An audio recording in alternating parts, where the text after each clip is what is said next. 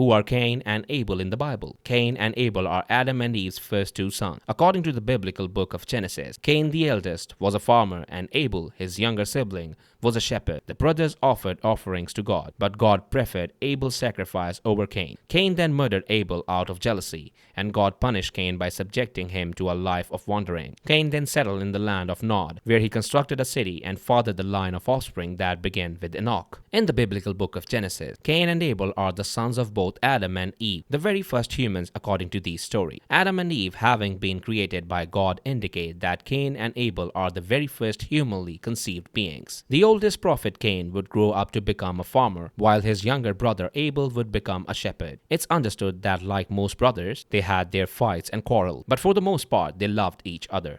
Cain and Abel choosing their sacrifice to God. One day, Adam and Eve told their children to show gratitude to God, they would need to perform a worthy sacrifice, something special that would please their Lord. Abel immediately chose one of his best newly born lamb to offer up to God, and though it was important to him, he believed that giving it over to God was far more important than keeping it for himself. When Cain learned about his brother's selfless sacrifice, he was puzzled. He told Abel that he should sacrifice something far less significant. After all, he was going to sacrifice some old, dried fruit that he was planning on getting rid of anyway. Other interpretations indicate that Cain was going to merely sacrifice some extra straw they had lying around. But Abel was insisting on offering up his most treasured lamb, something in which Cain scoffed at. Why his brother was going to give away something so cherished was beyond him, but both brothers stuck to their guns and would go to present their respective sacrifices. The acceptance of Abel's sacrifice. In the book of Genesis, God is stated to have lived with favor upon Abel's sacrifice but did not look with favor upon Cain's. While it doesn't seem to appear to be a vivid description from the passage as to how God made it clear, he was more satisfied with one offering than the other. Some interpretation of the tale uses fire to represent this. The idea is that Cain and Abel placed their offerings into a fire. Abel's lamb burned up in the fire and the flames roared as the sacrifice was consumed. But then Cain placed his offering into the fire.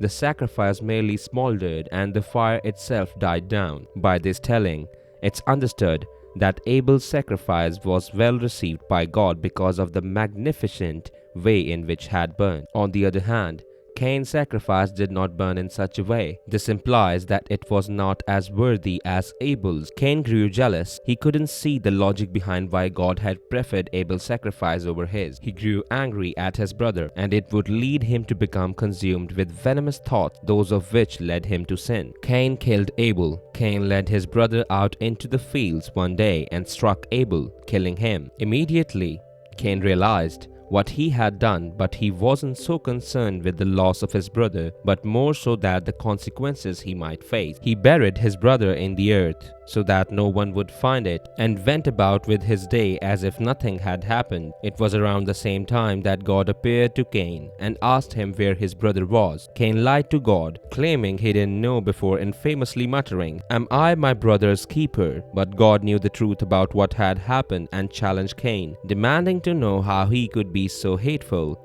and how he could take his own brother's life. Cain's punishment. The realization of what he had done struck Cain so much so that he fell to the ground sobbing. God would not be so lenient with his punishment though. He condemned Cain, making it that the grounds he worked would never yield crops. It's possible that this was also a metaphor, that whatever Cain would attempt to do in his life from this point would have resulted in failure, or that God specified farming as far being most Cain's profession, and perhaps his purpose. Without a purpose, Cain would have nothing. God doesn't stop there though.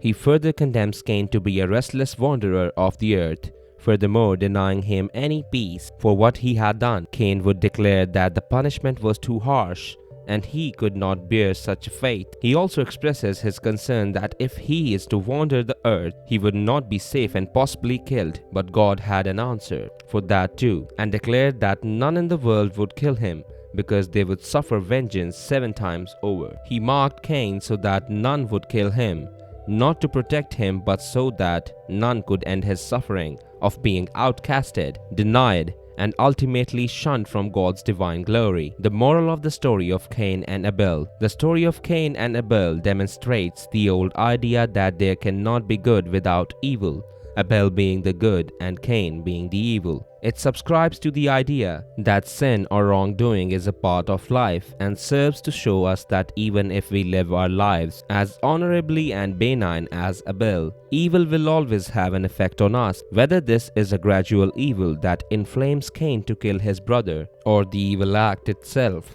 which sees Abel become a victim too. It takes a look at sibling rivalry, showing us how far jealousy and envy can push someone, that they would even murder their brother if only to console their feeling of unworthiness. You might even say that this story shows us how ejection and betrayal can cause someone to become malevolent and hateful, in that Cain appears to have loved God as well. Perhaps not as much as Abel, but then after he bothered to sacrifice something in the first place, he could have chosen to ignore God altogether. But his outrages at how God favored Abel shows us that he must have cared what God thought. This rejection from God, a rejection that comes without a reason in Cain's eyes, is perhaps the catalyst that turns him toward his dark path. Being rejected is disappointing in itself, but being rejected without reason is perhaps even more maddening. However, you might also argue that Cain only sacrificed anything because he was told to by his parents, and his outrage towards God's favoring of Abel isn't because he cares about God, but because his younger brother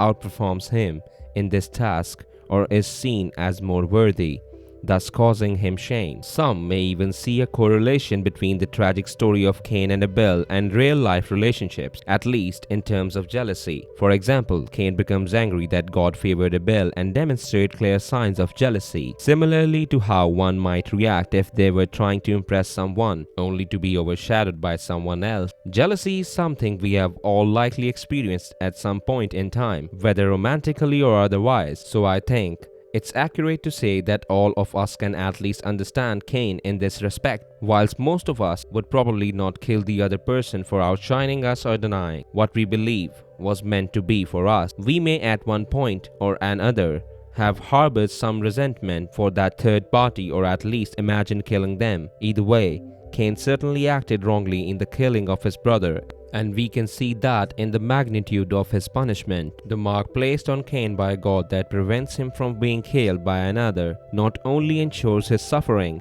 but some might say serves to remind us that evil should not be repaid with evil. Those who came across Cain might have wanted revenge for having gone against God and causing the pain that he had caused, but upon knowing that they would receive God's vengeance sevenfold, it would spare them a moment to think about whether it was worth it, until they perhaps realized that killing Cain would only cause more suffering, for they too would be judged. But what do you think about the story of Cain and Abel? Can you relate to Cain's outrage, or do you think that he deserved what he got? Do tell us in comments. If you enjoy this video and want to see more like it, please consider subscribing to us and hitting the like button.